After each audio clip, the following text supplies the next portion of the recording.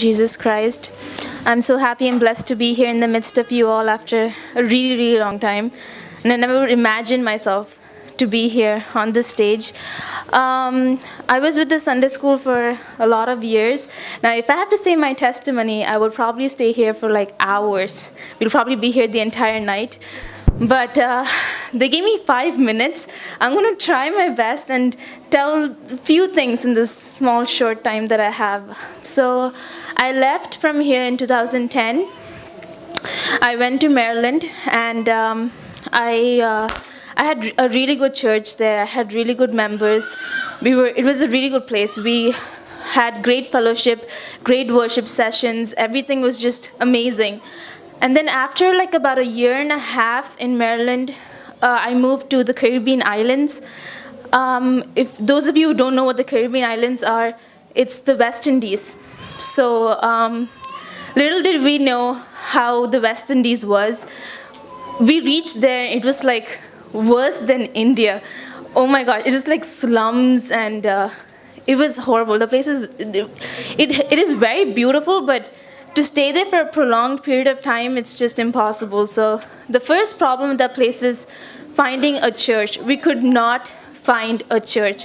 We went from different churches. Even though that place is predominantly Pentecostal, we couldn't find a good Pentecostal church. The ways of worship was different. The way the messages were just, it was not from the word. It was so difficult.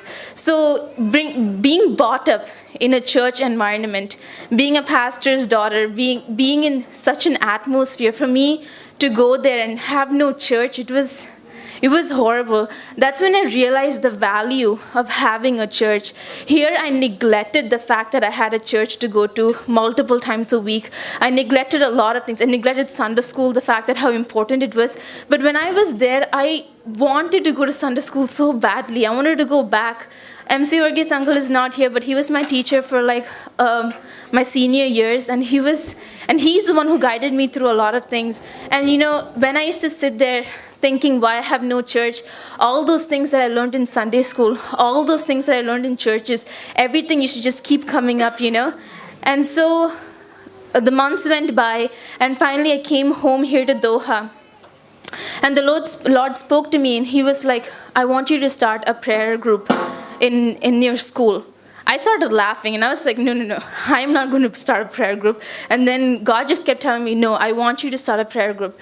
So I was like, yeah, we will see. So I went back to the Caribbean islands, and God kept pushing. He just kept saying, no, I want you to start a prayer group.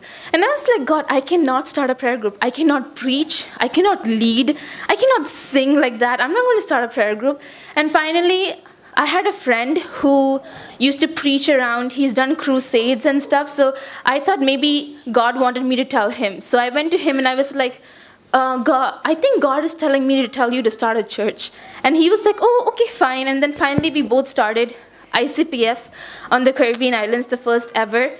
And he decided to leave the islands. He left for full-time ministry.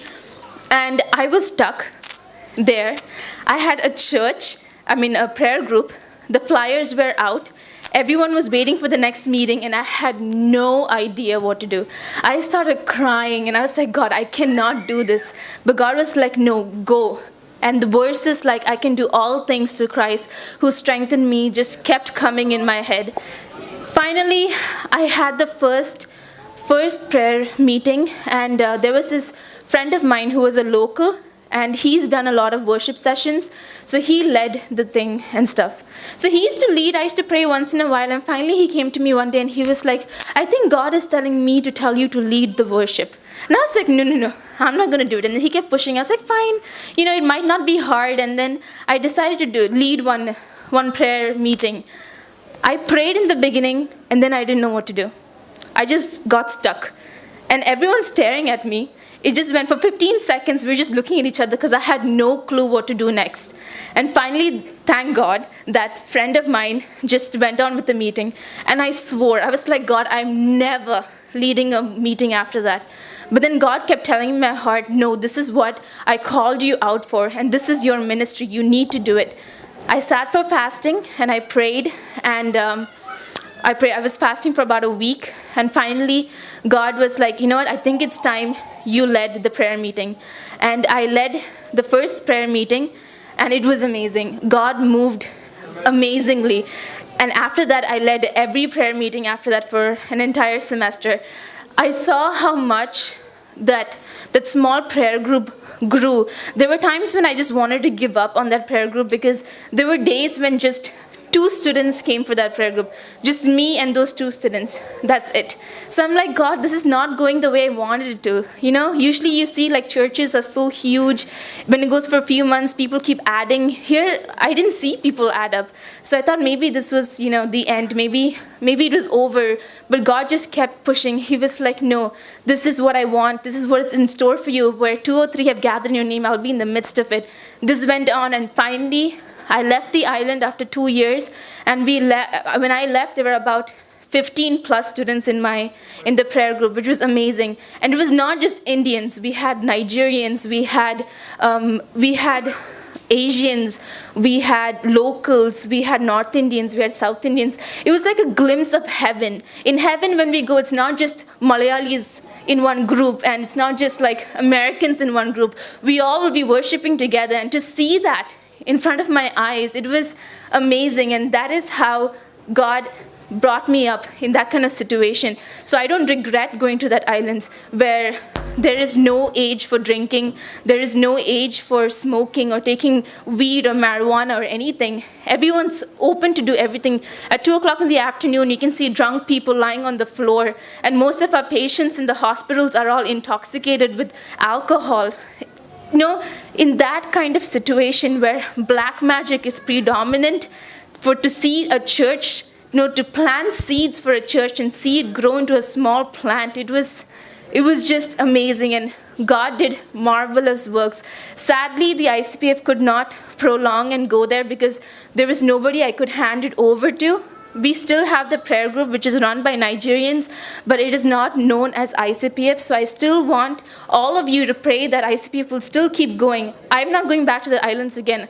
I'm done with that chapter of my life, but that seed is still planted on that island.